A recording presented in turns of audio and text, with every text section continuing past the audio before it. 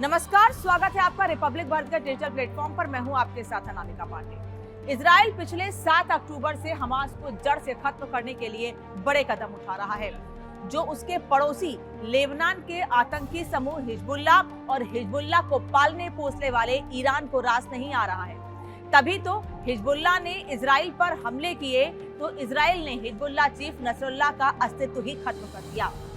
लेकिन आतंक के इस पर्याय के खात्मे के बाद ईरान को सबसे बड़ा झटका लगा, जिससे उबरने के लिए ईरान ने 1 अक्टूबर की रात इजराइल पर करीब 200 मिसाइल दागे, जिसको ईरान हिजबुल्ला और हमास चीफ की मौत का बदला बता रहा है। लेकिन ईरान के इस हमले के बाद इजराइल शांत नहीं बैठेगा और अमेरिका का खुला समर्थन मिलने के बाद तो बिल्कुल भी शांत नहीं बैठ रहा है।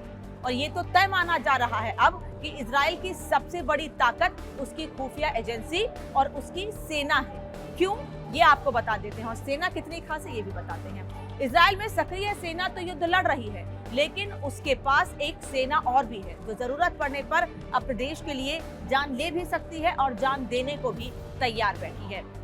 जिन सैनिकों के दम पर इजराइल इतने बड़े बड़े हमलों का मुंह तोड़ जवाब दे रहा है, वो सैनिक कौन है, कहां से आए, ये भी जानना चाह रहे होंगे आप। दरअसल सैनिक जिस योजना के तहत तैयार किए गए हैं वो भारत की अग्निवीर से काफी हद तक मिलती है। इजराइल में अनिवार्य सेवा अधिनियम है, जिसके तहत इजरायली पुरुषों को 32 महीने और महिलाओं के लिए 24 महीने सेना में सेवा देना अनिवार्य है।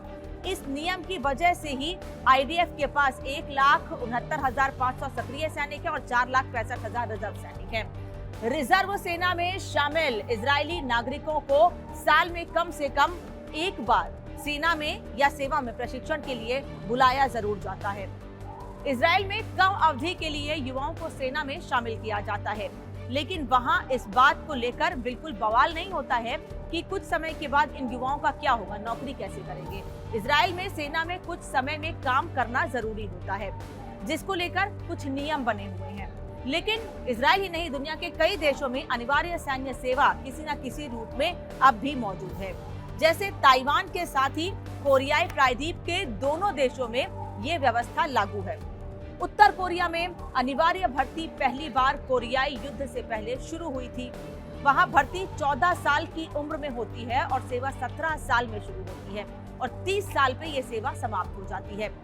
वहां महिलाओं के लिए चयनात्मक भर्ती लागू होती है। और अब बात भारत की करते हैं। भारत में भले ही अनिवार्य सैन्य सेवा जैसा नियम नहीं है, लेकिन अग्निवीर योजना के जरिए इच्छुक युवा सेना से कुछ समय के लिए जुड़ जरूर सकते हैं। भारत सरकार का तर्क है कि इन युवा सैनिकों की वजह से भारतीय सेना की औसतन उम्र भी कम होगी और कई बड़े ऑपरेशन में उनकी मदद ली जा सकती है। इसके ऊपर क्योंकि उन्हें एक समान सैनिक की तरह ट्रेनिंग मिलती है, ऐसे में उनकी काबिलियत पर भी कोई सवाल नहीं उठा सकता है। भारत ने अब जाकर इस बारे में सोचा है, ये जानकार मानते हैं, लेकिन इजराइल जैसे देशों ने शुरुआत से ही खुद को इसके लिए तैयार कर लिया है, जिससे वो दुश्मनों को मुंह तोड़ जवाब देते हैं। अब आप सोच रहे होंगे कि हमने अग्निवीर योजना से इसकी तुलना क्यों की है। दरअसल अग्निवीर योजना के तहत कुछ कम उम्र के युवाओं को जो प्रशिक्षण लेंगे प्रॉपर, उसके बाद वो सेना में कुछ समय के लिए सेवा देंगे और उसके बाद उनको सरकारी नौकरी दी जाएगी, जिसको लेकर देश में राजनीति हो रही है।